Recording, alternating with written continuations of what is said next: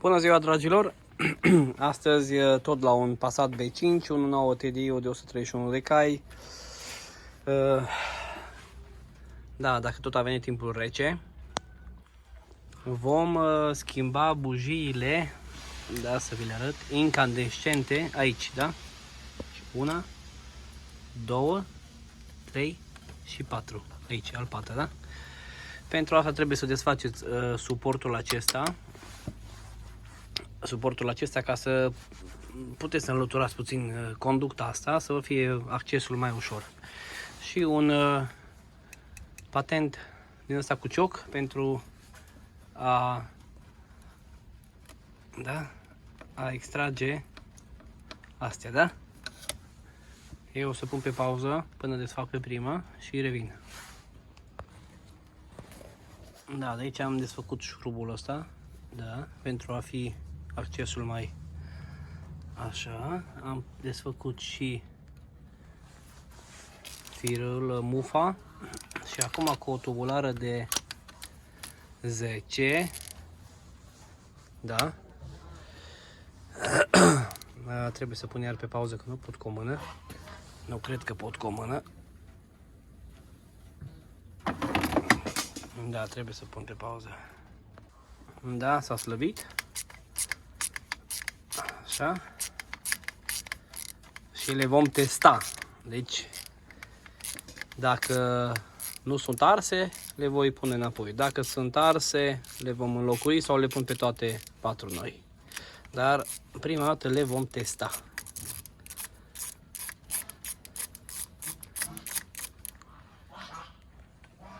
Așa. Deci așa arată. Da, asta cred că, după cum se vede, lucrează. Hai să o testăm. Deci pentru a testa bujia avem nevoie de o sursă de 12V, ori de la mașină, ori de aici, ori cu cablul, ori cum doriți voi. Mie mi-e mai ușor așa. Am două cabluri. Se pune minusul aici pe zona filetului, deci unde intră cheia, da? Asta este minusul. Eu am prins-o așa provizoriu aici, ca să pot să filmez. Și în fund aici, asta este plusul, da? Și vom atinge cu plus. Nu chiar așa. Nu chiar așa, dar să vedem. Nu vrea. Asta e minusul, care trebuie. Da, nu am atins eu bine, a fugit cleștele de aici pe plus. Și acum deci tot la masă, da?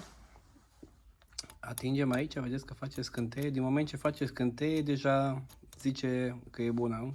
Da, atingem, da? Atingem aici și ce observăm?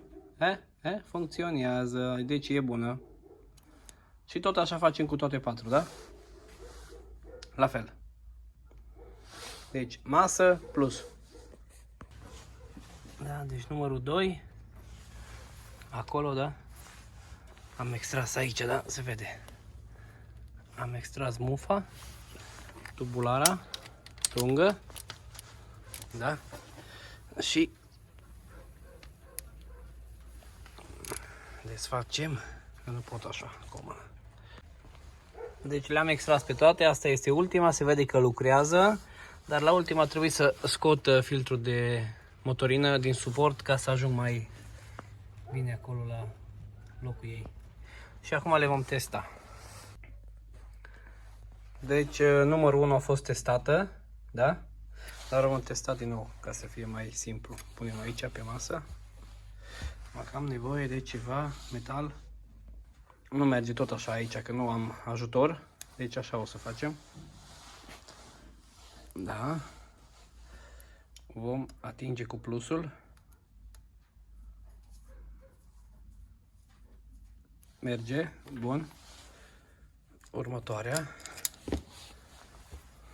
Da. Numărul 1 merge. Numărul 2.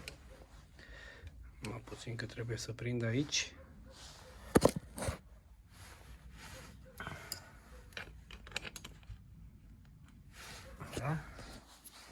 Am pus numărul 2. Aici vom face, trebuie să țin de cablu. Asta cred că nu o să meargă, după cum se vede. Da, deci asta este în scurt. Deci una bujie muerto, a murit, da? Nici măcar scânteie nu face. Bun, asta nu. Numărul 2 este moartă, o punem pe numărul 3. Da, tot aici.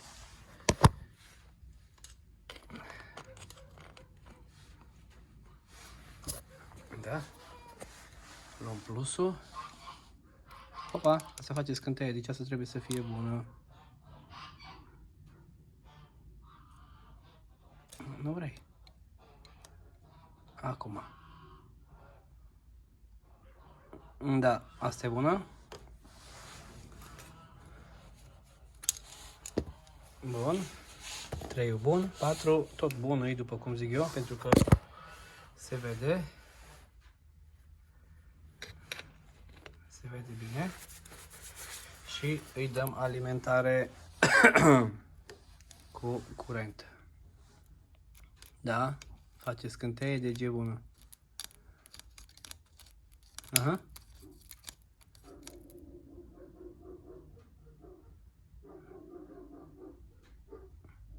Un pic obosită, cam târziu face aprinderea.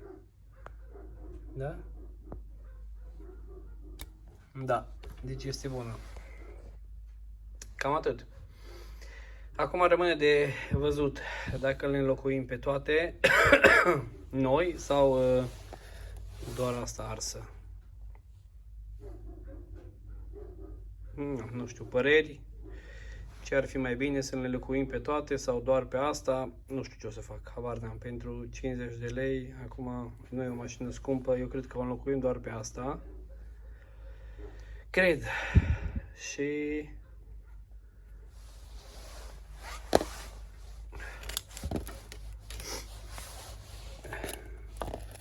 restul, vedem, nu știu ce să zic. Să o înlocuiesc, să nu înlocuiesc toate 4 sau numai una. Ce părere aveți? Ziceți voi dacă știți. Cum ar fi mai bine? După mine eu aș pune toate 4 noi ca să nu mai e treabă, dar asta rămâne la alegerea proprietarului. Da, deci până la urmă am decis să cumpărăm 4 bujii noi de la Bero. Aici sunt alea vechi. Avem 4 noi și aici pe zona asta cu filet o să dau puțin cu pasta de cupru, dar foarte puțin ca să nu se blocheze în timp sau să se rupă în caz că da, se depune ca la mine rugină sau ce se mai depune acolo în contact cu chiloasa aluminiul ăla. Și așa că îi dăm bătaie. Și o avem aici pe ultima bucată, ultima bucățică.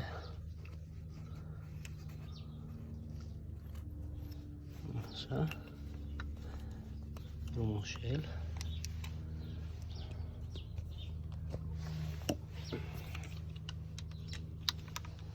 Restul le-am pus toate.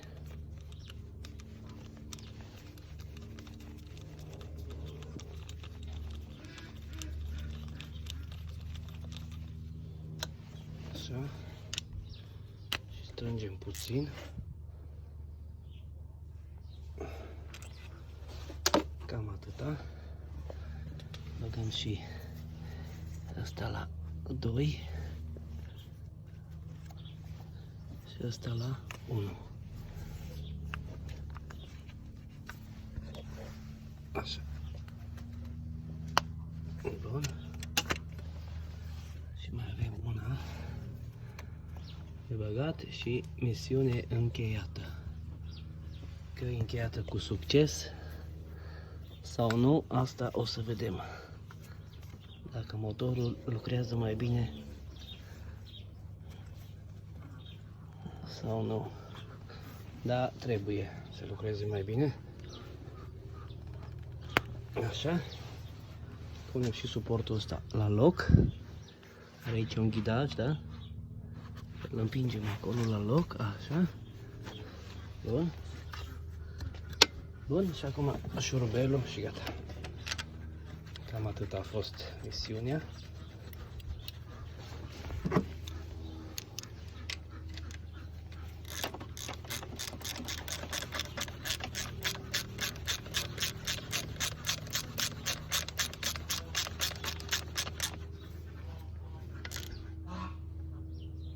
Da.